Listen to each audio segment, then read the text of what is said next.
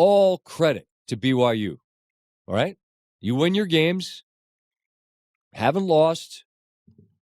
I'm handing out credit. I also didn't think you were going to face that defense and do anything. And you mostly didn't. There's some drives that came up short, but just Texas Tech had to settle for a bunch of field goals, or this game is exactly what I imagined in my brain, which was like 40-10. And so good for Texas Tech. I'm curious, Steve, about that place. Rosillo gave me an incredible voice message the other night about where you all stayed that week, about talking about the 2008 game where it was just, he said it was like literally scary. Not that you're going to get hurt, but just, it was just the combination of menace and chaos and intensity and everything that surrounded it. You wanted all the weird, you wanted to stake the size of your back, but it felt like a spot that's a little bit scary for them because this is kind of new territory for them. Not quite like Indiana knew, but knew where they're the power broker here. They have expectation, and they're supposed to win. And they do, but the build-up to it, with you all in town, what all is that like? Yeah, I was pumped you ran the vault the other night on Thursday night. I thought it captured what that night was. That night being 2008, the Crabtree catch with a second left, the drop picks from Texas that could have ensured the victory. They didn't get, and they kicked off. Steve, you said they kicked off from the 5. Actually, it was the 7. Yeah, I know. I saw that. I was like, line. damn it, I was wrong. 17 years later, I was wrong. That's all right. But it sounded better anyway. First off, Scott, the place is totally different. The facility is the best facility in the country. I'm not exaggerating. Really? It is Alabama, Georgia, LSU, I don't care who, Ohio State, Michigan, and to see Desmond walk through there and Reese and I walk through there and we're going around, I'm like, they have a walk-through room that has a big screen. Oh my God. Probably wider than your garage. And the ability to put up a scout team or the team that you're playing, put up a look, and for the scout team to get in that look and run the play that team runs so the defense doesn't see it and they're facing the other way and they're going through it like it. And that's the Patrick Mahomes walkthrough room. It's just incredible. That football building wasn't even there in 2008. Like I walked that same walkway where we had our set. We were right outside the ramp when there was one ramp that went into the stadium. And across the street was the Chili's. And I was like, yeah, Chili's isn't there anymore. They've kind of bought in that land. And yeah. But it's gotten bigger. But what I love about Lubbock is that it is 5 hours from Dallas. It's 9 hours from El Paso. It's 3 hours from Amarillo. It's far enough away from Odessa and Permian, which is high school football in Texas, the whole thing. That place, in more ways than any other place, is invested. Everybody wants to talk about the money that they spent on the roster and all that. I get it. But there's nothing else there. They got a place, got a highway. It's the Loop. And the Loop just goes all the way around Lubbock. And then once you get inside, it's all campus. Now, I don't have any experience outside the Loop. That's where it might get really weird. You don't want to be outside the Loop. Yeah. But when you're inside the Loop, man, it is guns up, wreck 'em. It's just everybody is all in. And, to hear people talk about Chris Beard and what he did and bringing them to a Final Four, a final game, and be so close. And then to see Grant McCaslin, who is an absolutely unbelievable dude, brought us into his office, talked to him for an hour and a half Thursday, and see their facility and see that team that they got. That's a whole nother conversation. But this place is just fully invested in what this school is trying to do. And to see Joey McGuire, they got a text from him on Monday that I've never met him and say, hey, anything you need, reach out, blah, blah, blah, blah. And we'll get to what I did reach out to him for later on. But it's just you talk to him and you're like, he's a high school coach. This is a giant high school program. With just the surroundings, everybody's in. Like so many people I saw at the basketball game, like, hey, you ready to go? Yeah, like, we're not going out tonight. We got early food. They were paying caterers and bartenders to show up at 3 a.m. when the lots opened at 4 a.m. to have everything ready like it was a normal 3:30 or 2:30 game. And then you go in the stadium for the last hour of the show, and it's like, whoa. It's McCaslin's talking on the PA. Mahomes walks in. We're right in front of the student section. And I'm sitting there. I had a feeling this is going to happen. And we do it every week as we get to these home teams. And I'm like, can you channel this awesome energy you have into playing well?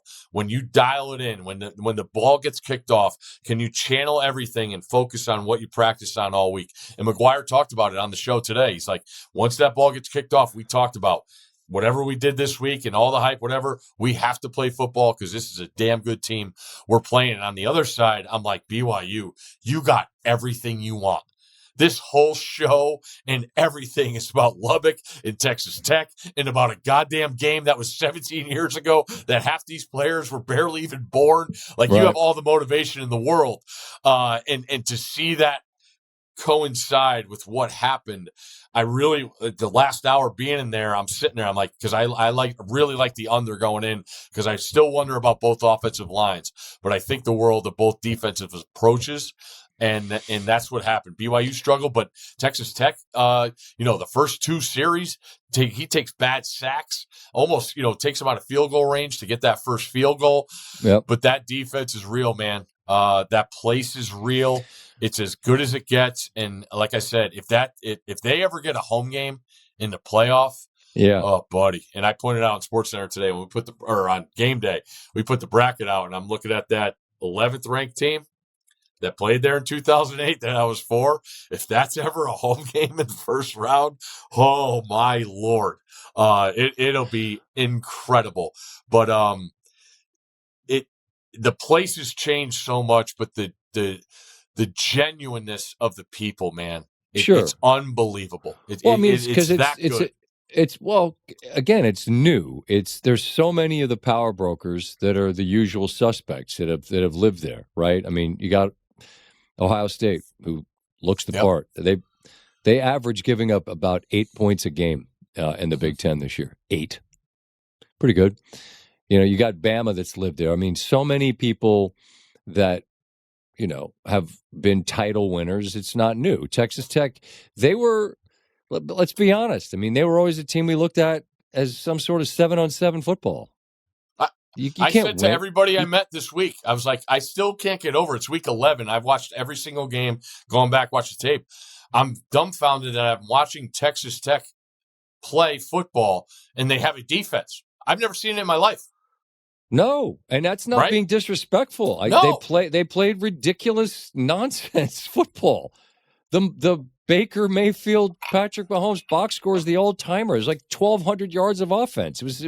There was no defense of any kind, and so it was dismissible. It was easy to dismiss because it was entertaining, but it wasn't championship football of any kind. Mm-hmm. It wasn't, and now perhaps it is. Really interested in how did Mahomes? And maybe you guys, I'm sure he's got to be the king of Lubbock. So I don't know if you guys got a chance to just sit around and bullshit, but I'd love to hear his perspective of, hey, I was here then too, and it wasn't like this. I mean, just to see it now with the full weight of a billionaire behind it, the alignment of clearly school, city, the whole bit.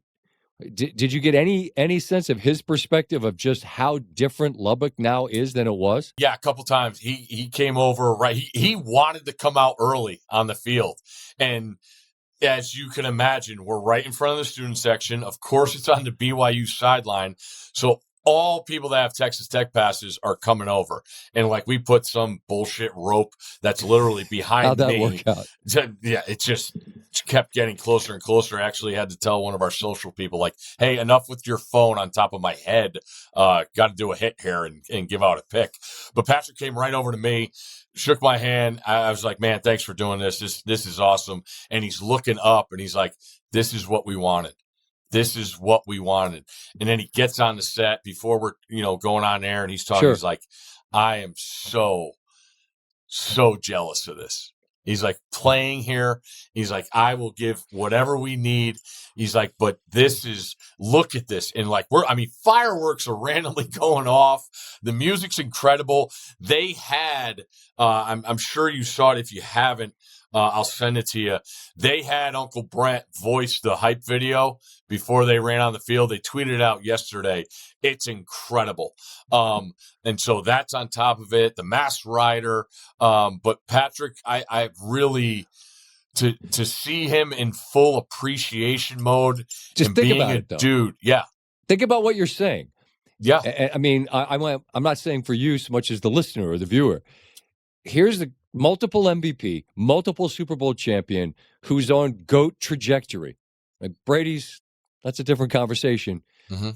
But Mahomes, no one's done what he's done through this stage of his career. As good as there is in the NFL, going back to where he played, looking around going, I'm so jealous. Yeah. Think of what it would take to make Patrick Mahomes jealous in a football context.